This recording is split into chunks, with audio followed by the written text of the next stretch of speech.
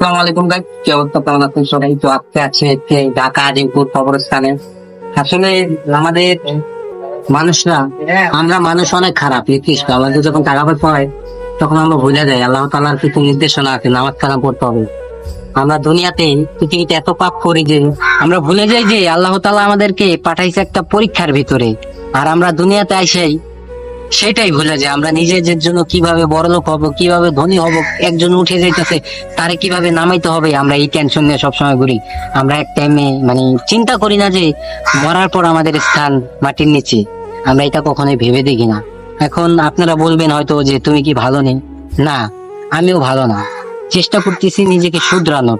তাই আপনাদের মাঝে আজকের এই ভিডিওটা করতেছি। আপনারা যদি এই ভিডিওর দ্বারা হয়তো কিছু মানুষের একটু হলেও ব্রেনটা কাজ করবে। আর আজকে আসছে আজিমপুরে, মনটা ভালো না। আর আপনারা সবাই আজিমপুরে কবরস্থানে আসবেন। যারা ঢাকা আছেন আজিমপুরে আসতে পারেন, আরো কবরস্থান আছে। আর দেশ গ্রামে থাকলে কবরের আশেপাশে ঘুরতে পারেন। কবরের আশেপাশে ঘুরলে কি মনটা একটু ফ্রেশ হয়, ভালো হয়, যে একটু চিন্তা আসে আসলে আজকে যদি মারা যাই কালকে আমার এই কবরের নিচে যেতে হবে। সে ভাই, দুনিয়াতে চলার জন্য টাকার অনেক প্রয়োজন আছে। সেটা হচ্ছে কি, আমার বাবা মারা গেছে আজকে 6 বছর, আমি এতিম। তো দুনিয়াতে টাকা ছাড়া যে মূল্যহীন সেটা আমি তিল তিল করে বুঝতেছি। টাকা ছাড়া এই দুনিয়ায় 2 পয়সারও দাম নাই। টাকা ছাড়া নিজের আপন মানুষ কখনো জিজ্ঞেস করে না।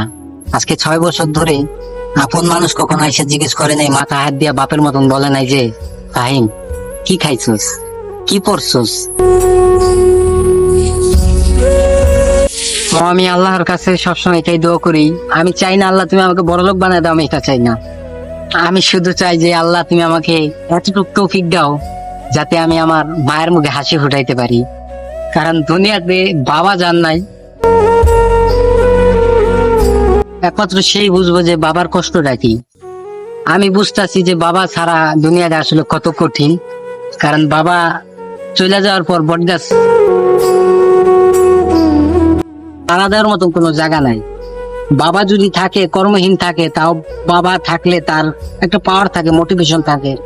এক জায়গায় কিছু হইলে যা জোর গলায় বিচার দেয়, বাবা আমার সাথে এটা হয়েছে। কিন্তু আমার তো বাবা নাই, আমি তো আর জোর গলায় যা বলতে পারি না যে বাবা আমার এটা হয়েছে।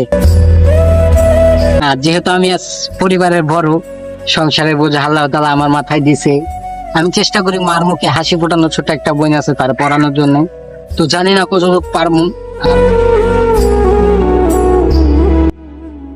আমার মুখ দিয়ে ভাষা বাইরে হইতেছে না। আজিমপুরে আইসা আমার মনটা খারাপ হয়েছে, আবার ঢুকছে। মিলিয়া জিলিয়া বাবার কথা অনেক মনে করতেছে আজকে। ছেলে মানুষ কি ভাই শিক্ষার করে কাটতে পারে না, এটা হচ্ছে ছেলে মানুষের সমস্যা। বারবার একটা কথাই আইতাছে যে বাপ ছাড়া পৃথিবীটা আজকে 6 বছর ধরে আমি পার করতেছি, আল্লাহ পার করতেছে। বুঝতেছি হারে হারে বাপ কি জিনিস। তো আপনারা যারা ভিডিও দেখতেছেন, তারা যাদের বাবা আছে, বাবাকে আদর করবেন। বাবা শাসন করলে মনে রাখবেন সে বাবাই বুকে টাইনা নিব। কিন্তু আজকে আমার শাসন করার লোকটাও নাই, আর বুকে টাইনা নেওয়ার মতন লোকটাও নাই। তো মাঝে মাঝে একা একা অনেক কান্না করি। তো কান্না করে ভাবি হয়তো আল্লাহ তাআলার পছন্দ হয়েছে, তাকে নিয়ে গেছে, তার হায়াত নাই। কারণ যদি হায়াত থাকতো সে আমাদের মাঝে থাকতো, আজকে নাই। তো আজকে আমি ভিডিও করতেছি প্রায় 3 বছর ধরে। 3 বছরে আলহামদুলিল্লাহ 3K সাবস্ক্রাইব হয়েছে। আলহামদুলিল্লাহ আপনাদেরকে অনেক ভালোবাসায় আমি আগাইতে পারছি। তো জানি না আর কতটুকু আগাইতে পারুম, কন্টিনিউ ভিডিও দিতে পারতেছি না।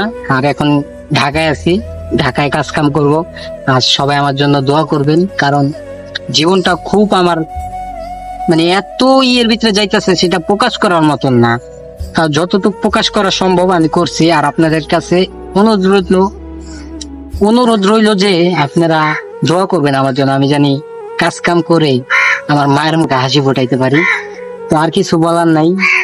আজিমপুর আইসা দেখতেছি, ঘুরতেছি। আজকে বৃষ্টি আসতে আসতে ভিজা গেছি গা। আর চ্যানেলটাকে সাবস্ক্রাইব করবেন যদি মনে চায়। প্রত্যেক ভিডিওতে তো বলি চ্যানেল সাবস্ক্রাইব করেন। আজকে যদি মনে চায়, না মনে হয় ফাহিম ভিডিও ভালো, না ফাহিমের চ্যানেল সাবস্ক্রাইব, তাইলে করেন। আজকে কোনো জোর বা অনুরোধ না। আর একটা জিনিস দেখে আমার খুব খারাপ লাগে, সেটা হচ্ছে কি, আপনারা কোন কোন চ্যানেল সাবস্ক্রাইব করেন যারা আপনার বাপ মার নামে কসম দেয়। অনেক চ্যানেল আছে ভাই, তাদের মিলিয়ন সাবস্ক্রাইব। আমার কোনো লোভ নাই, বাট আমি বলবো না যে আমার চ্যানেল সাবস্ক্রাইব করেন, যদি ভাল লাগে, কারণ ওই কসম কাইটা সাবস্ক্রাইব অর্জন করার মতন মন মানসিকতা আমার নাই। কারণ একটা মানুষের ভালো লাগলে সে সাবস্ক্রাইব করবে এমনিতেই। কখনো কোনো জিনিস চায়া পাওয়া যায় না, যদি আল্লাহ তাআলা দেয় এমনিতেই আসবে, আর আল্লাহ তাআলা না দিলে সেটা হাজার চেষ্টা করলেও আসবে না।